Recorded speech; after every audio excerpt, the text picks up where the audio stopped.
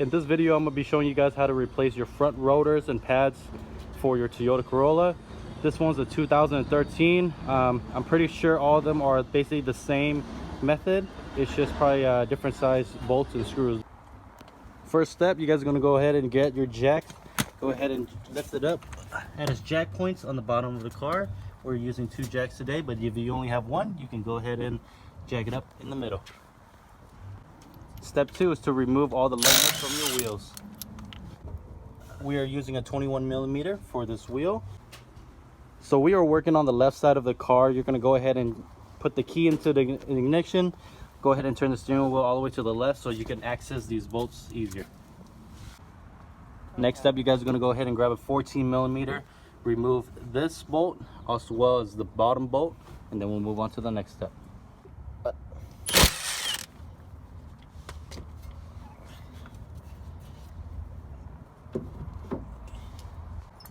So a little tip, you guys can either use a zip tie, or how I do it, put it on the shocks, and so you guys don't ruin the brake lines. Go ahead and remove the 2 pads from each side of the rotors, and then we'll move on to the next step. So next step, you guys are going to go ahead and grab a 17mm, unscrew this bolt as well as the bolt on the bottom, so we can go ahead and take out the whole brake frame, I would say.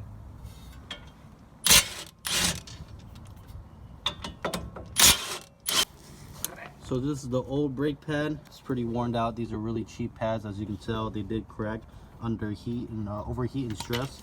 These are the new pads we're putting in. I did pick them up from Rotor Works in Garden Grove. So if you guys want the link or the address, I'll put it down below, and we're gonna get these installed.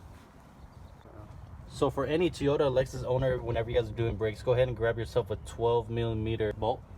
You're going to go ahead and want to screw it in these 2 screws into the rotors. Basically, when you tighten this one in, you're going to push the rotor out so you don't have to bang it up, and it would just come out pretty smoothly. And we'll move on to the next step. This one's stuck. So go ahead and put 12mm bolts into the rotor. Once you tighten it in, it basically pushes the rotor outwards. Clean, smooth transition.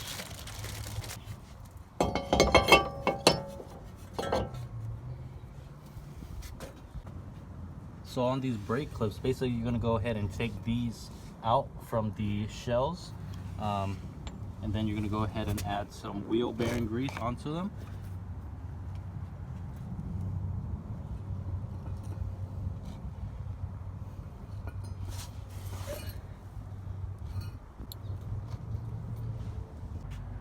Okay, so on one of them there's going to be this rubber piece on it. That one's going to be the bottom part, and without the rubber is going to be the top part. Okay, so make sure you guys don't mix them up, and then we're going to go ahead and install these back into the brake caliper.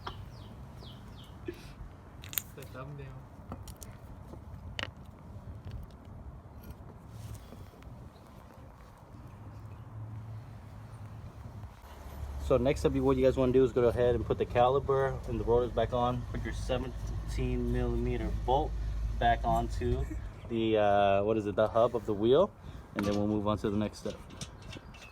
Next up, you guys are going to go ahead and take these 2 clips off. There's one clip right there, one on the bottom. We just took the bottom one off. Go ahead and pry it off with a screwdriver. Bada bing, bada boom. There's also 2 more clips in the back. There is one right here and another one on the bottom. Go ahead and remove those as well. Be very careful, they're fragile.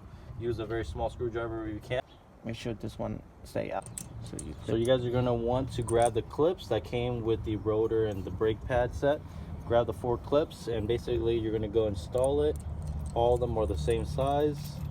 We're going to install it exactly like that. We should move on to the next step. So once you have all the clips on, 2 in the front, 2 in the back, it should look something like this.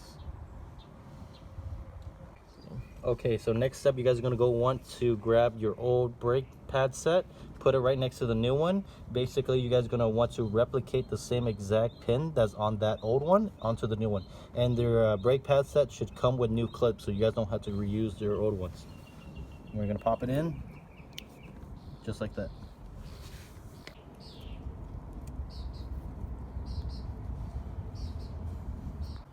So next step, you're gonna go ahead and grab your outer brake pad. Remember, the metal clip should be on top. Twist it in so it'll go smoothly. We're gonna work our way to the top part. We're gonna insert it in, and if you guys have a handy little screwdriver, go ahead and push in this pin on the bottom, and it should smooth in exactly like that. So you're gonna go ahead and work your way from the bottom to the top. Make sure your outer pad, your metal shim, is facing upwards. Your inner pad, the metal clip, should be facing downwards. Make sure you guys don't get those two mixed up. Put a little grease on all four corners, and we'll move on to the next step.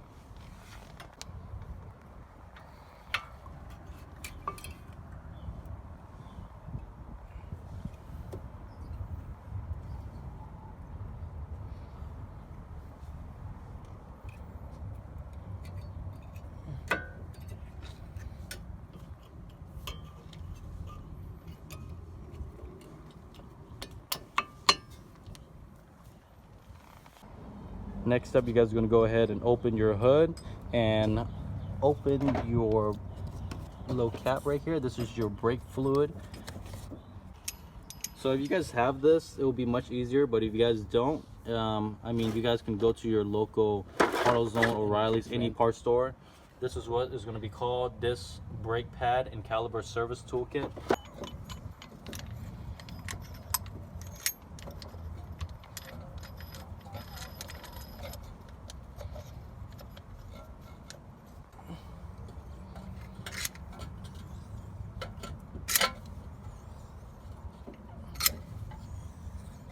And now you guys know why I said to release the cap up here. It's to release the pressure, so when you push in the caliper, it will be much easier. So we have a bottle of WD-40 here. We're going to take a little bit and rub it over the boot and the piston so it can keep it nice and moist. Okay, so now you're just going to go ahead and tie in both 17mm nuts. So tie in both 17mm nuts on top and the bottom, and then we'll move on to the next step. We also like to put some grease over the piston ring and also on the edges where it meets contact with the pads.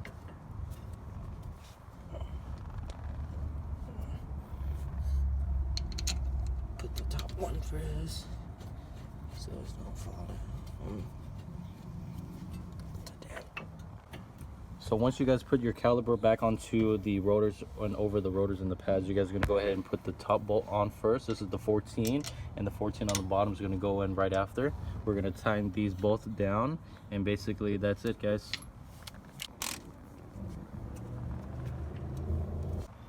After you guys tighten the 17 and the 14mm nut, you're going to go ahead and grab some brake cleaner, a clean towel, spray over the rotors, make sure it's clean and decontaminate from any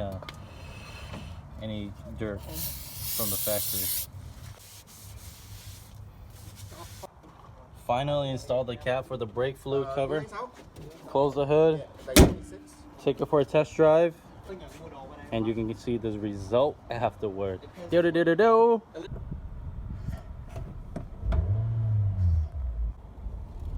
So afterwards, you guys are gonna go ahead and test drive the car, give it a good acceleration and a good brake to see if the bite force is equal on both sides. And we're gonna give it a little try in about now. Yeah, everything works good. We're good to go, guys. If you guys think the video was helpful and you guys enjoyed it, go ahead and help me out by clicking the like button and that subscribe, and we'll see you guys on the next video.